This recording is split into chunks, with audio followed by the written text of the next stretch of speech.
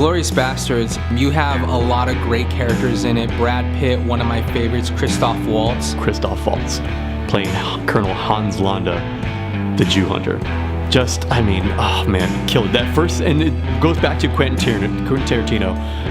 His best scenes are always these first scenes. They open up and they just crush. The scene in Inglourious Basterds that I find the most to tell people about and get into much detail with is the beginning scene where Hans Landa rolls up to Monsieur Lapidite's house. The tension that was involved in this first scene. We were sweating balls during the beginning of this movie because it's like we felt like we were in the role of Monsieur Lapidite's position. You have him there interrogating, but just calmly, smiling in your face, lighting a pipe, talking, and you just see the evilness in him. And Christoph Waltz is giving you, like, throwing daggers right at his eyes. And having the Jewish family underneath the floor. There might be something below his feet that he might find of interest. And it starts to build and build, and it gets intense. And then the reveal is there, and then it starts off the movie. It's very intense. I recommend everyone at least spend a good majority of the time actually focusing in on that first scene. By the way, fluent in German, French, and obviously English, and then he winged the Italian accent they had there. He literally winged the whole dialogue in it. I mean, just the genius in Christoph Waltz. Michael Fassbender in Inglourious Basterds had a role for about, like, it was like a good 10-minute scene, and then he was in a few other scenes, but just the little bit of the movie that he was in, he really portrayed this undercover agent who spoke German. He was an English soldier, and he kicked butt. He was awesome. Some of the best intense build-up scenes that Tarantino presents in all his movies can kind of circulate around this one scene. So the thing with Tarantino and his movies is he'll give you a little bit sample of action, but a lot of it is around the dialogue itself and the buildup of the storyline. And I thought it had good enough action to complement the storyline also and the whole dialogue. My favorite character in Inglourious Basterds has to be the role that Brad Pitt took on as Lieutenant Aldo Rain. Didn't really focus much on anything else, but you do realize that he does hate one thing. He hates Nazis, and he likes to do one thing. He likes killing Nazis, and he's gonna get his scalps. And all of his privates take on a debt when they come onto his crew. They have to start cutting Nazi scalps. And Brad Pitt does a great job in this movie altogether. Oh, and brother, business is a booming. So Brad Pitt, I really love this character in this. It was something a little bit different. I haven't seen this great of a performance from Brad Pitt since probably like Mr. and Mrs. Smith meets Troy. Michael Fassbender is one of the top 3 characters in Inglourious Basterds. 3. Not 3. 3. Hope you like that. By far my favorite character has to be the actor who portrays Hitler. The scene where he's just like, 9, 9, 9, 9, 9, 9, 9, 9. Alright, that's good. 9, 9, 9, 9, 9, 9, 9, 9, 9. 9, 9, 9, 9, 9, 9. Django Unchained brought something new that Jamie Foxx has never delivered on. I mean, yeah, he was great in Ray, and that's about it. But with Django Unchained, you get Jamie Foxx, you get Christoph Waltz, and just teaming up together, their chemistry in this movie is amazing. Not since Stealth have I seen a glorious performance of Jamie Foxx. I mean, for crying out loud, wow. With Jamie Foxx in this role in Django Unchained, not since Miami Vice has he done a movie this fantastic. He killed it completely. Ever since the Jamie Foxx show, I think this is by far his best performance. And a little Miami Vice Easter egg, Don Johnson does play a pivotal role in the movie Django Unchained. So with Christoph Waltz, I wasn't really familiar with that actor until I saw this movie, and damn, let me just say, I loved him in it. I love the idea of Quentin Tarantino bringing in this actor Christoph Waltz for his flicks. You see him in Inglourious Basterds as the bad guy, as this villain who you are genuinely afraid of. We have the stellar acting of Christoph Waltz, who came from the Inglourious Basterds fame and started doing a good guy role. Now you see him in Django Unchained complete polar opposite. He's the great guy. He's the good guy. He's kind of that savior for Jamie Foxx and for his family, his loved ones, his wife.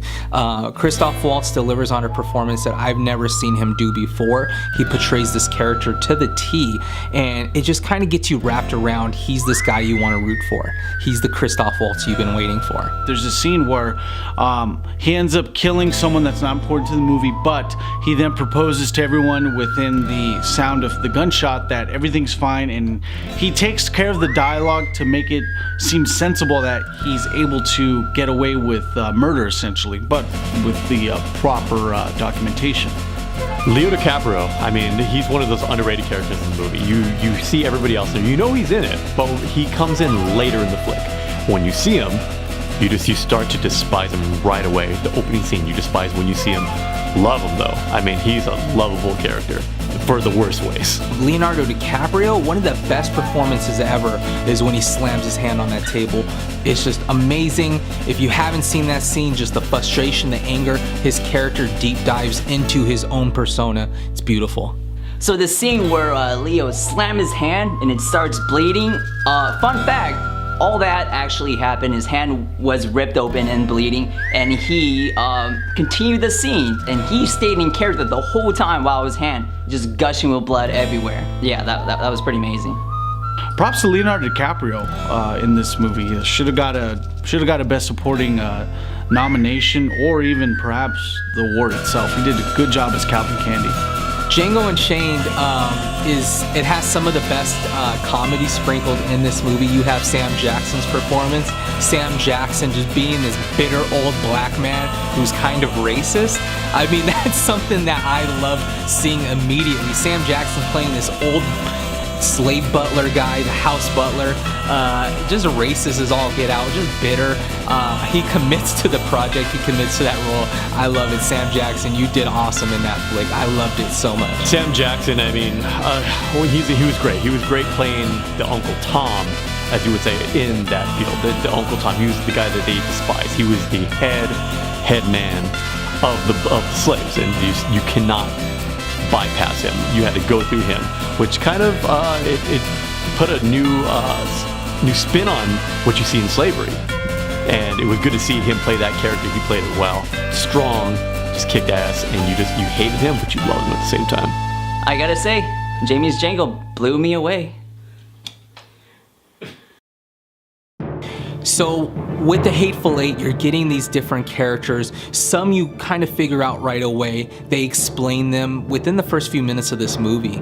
So the ensemble cast within Hateful Eight, you have a variety of people, and Quentin Tarantino gives you the shot makeup that he's going with a la Pulp Fiction, where it's mixed up several times within this movie. And you end up finding out that several characters that you once either had favoritism for end up not being the most favorite within Hateful Eight. You got to remember, this movie is a period piece. It takes place right after the Civil War. So you're getting these old Union soldiers, you're getting these Confederate soldiers, you're getting kind of a different background, a different take.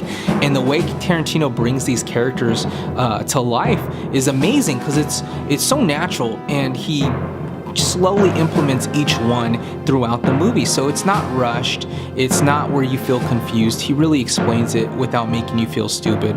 It's just awesome. Aside from all the dialogue, I really like the scenery and all the uniforms and clothing they all wear, because it really does put them in the time that they're at, which is, I believe after the Civil War, you know, with America, with the North and the South. The intensity around the haberdashery is good. There's a lot of intensity in there. There's a lot of things to look at. And I think Quentin Tarantino did a stellar job adding that. He had a lot of characters in there. He has that kind of vibe to it.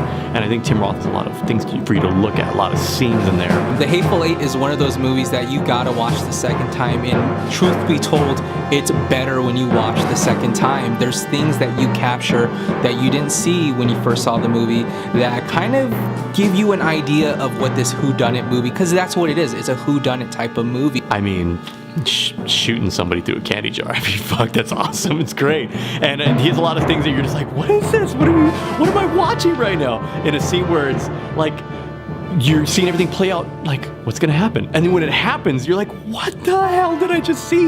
And then it just transfers, and he just kind of moves on from there. It's classic Quentin. Perfect. You're trying to figure out what the end game is, what the secret motives that are behind these characters, and watching it a second time allows you to kind of see those hints and those clues that give you the answer towards the end.